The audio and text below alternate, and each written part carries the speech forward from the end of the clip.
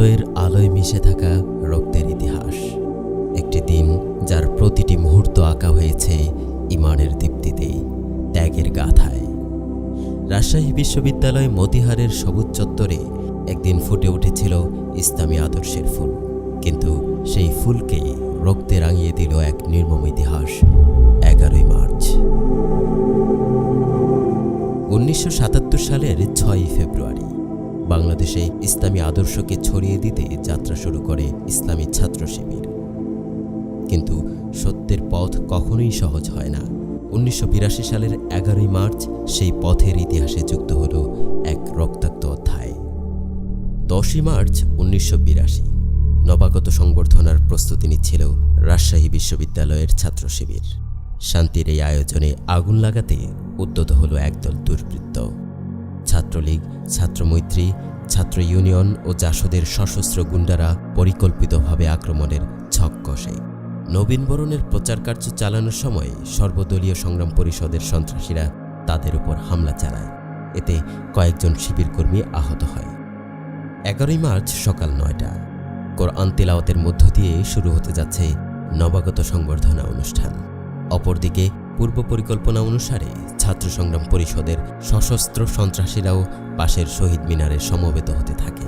তাদের হাতে ছিল হকি স্টিক, রামদা, বর্ষা, ফালা, ছোড়া, চাইনিজ কুড়াল ইত্যাদি সব ধারালো অস্ত্র। এক পর্যায়ে নবাগত সংবর্ধনা অনুষ্ঠানে চতুর্দিক থেকে অস্ত্রধারী সন্ত্রাসীরা হায়নার মতো ঝাঁপিয়ে পড়ে নিরস্ত্র সাধারণ ছাত্র ও শিবির কর্মীদের উপর। শুরু হয় তাদের রক্তের হোলি খেলা। আত্মরক্ষার জন্য শিবির কর্মীরা বিশ্ববিদ্যালয়ের বিএনসিসি ভবন ও কেন্দ্রীয় মসজিদে আশ্রয় গ্রহণ করে, কিন্তু সেখানেও হায়নাদের ধাওয়া থেকে রেহাই পায়নি তারা। তাদের পাষণ্ডতা যে কোনো বর্বরতাকে হার মানিয়েছিল সেদিন।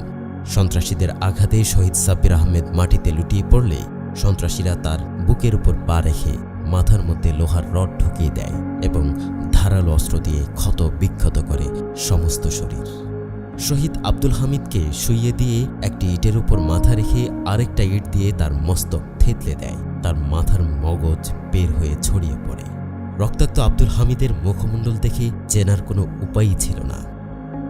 এভাবেই একে একে মেটাতে থাকে তাদের রক্তের পিয়াস। শহীদ হয় সাব্বির, হামিদ, আইয়ুব ও জব্বার। আহত হয় অসংখ্য ছাত্র। তাদের রক্ত আজও আমাদের প্রেরণা যোগায়, সাহস দেয়। আমরা তাদের আত্মার মাগফিরাত কামনা করি।